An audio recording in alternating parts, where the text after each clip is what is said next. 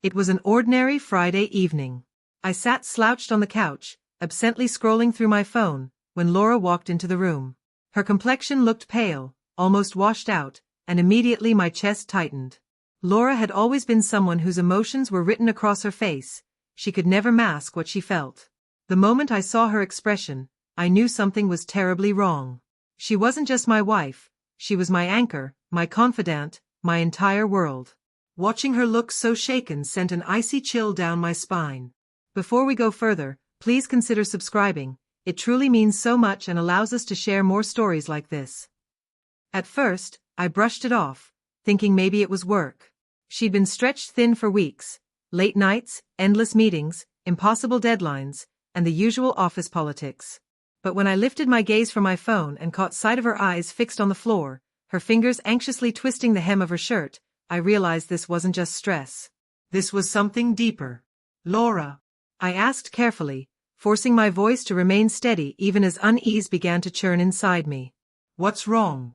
She hesitated before sitting down beside me. Up close, her eyes were bloodshot, as if she hadn't slept properly in days. Her lips trembled when she finally spoke, her voice so faint I had to strain to hear it. I need to tell you something, she whispered. I don't even know how to say it, but you deserve the truth.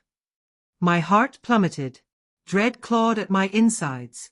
Was she about to leave me? Did she have some illness she hadn't told me about? My thoughts raced, grasping at possibilities, none of them good. I've been unfaithful, she said at last. The words cut through the room like shattered glass, sharp and impossible to ignore. For a second, I just stared at her, my mind refusing to process what I'd heard. Unfaithful. That word didn't fit her. She was the one person I had always trusted completely. My thoughts spiraled. Why? How? It seems like everyone cheats, she went on, her voice cracking. And I got caught up in it too. Her statement felt like a punch straight to my gut. Everyone cheats? That didn't sound real. I had always believed we were different, that our marriage meant more than temptation or convenience. Laura had always been devoted, so steady. The idea that cheating was a casual, common occurrence in her office was beyond my comprehension. I didn't want it to happen, but I didn't know how to stop, she admitted, tears filling her eyes. It started with flirting, little things, the attention, the pressure. And then it escalated. Before I even realized it, I was in the middle of it all. It wasn't just one person either.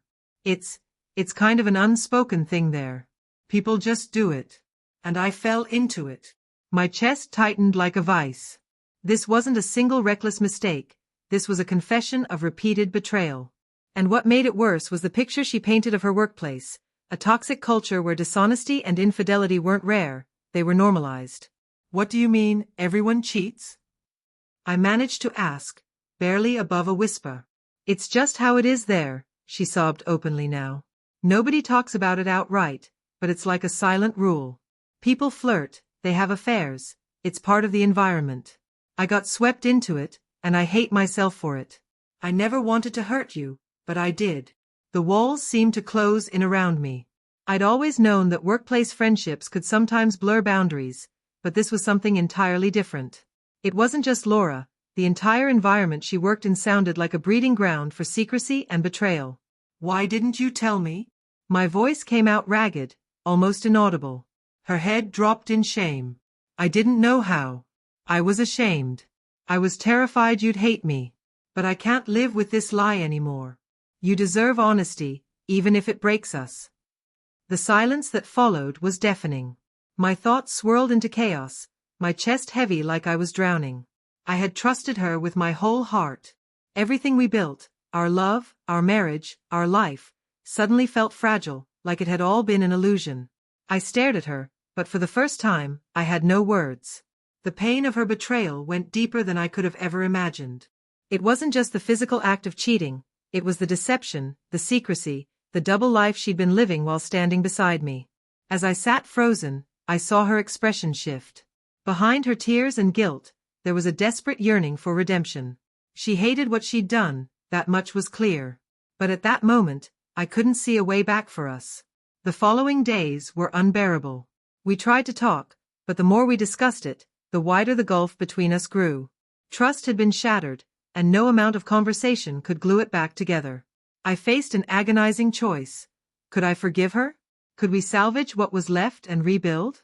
Or was the only path forward the one where we went our separate ways? The hardest part wasn't even the cheating, it was realizing how fragile our foundation had always been. As much as I wanted to preserve our family, I couldn't see myself ever fully trusting her again. After countless sleepless nights and painful talks, I reached a conclusion I never wanted to make.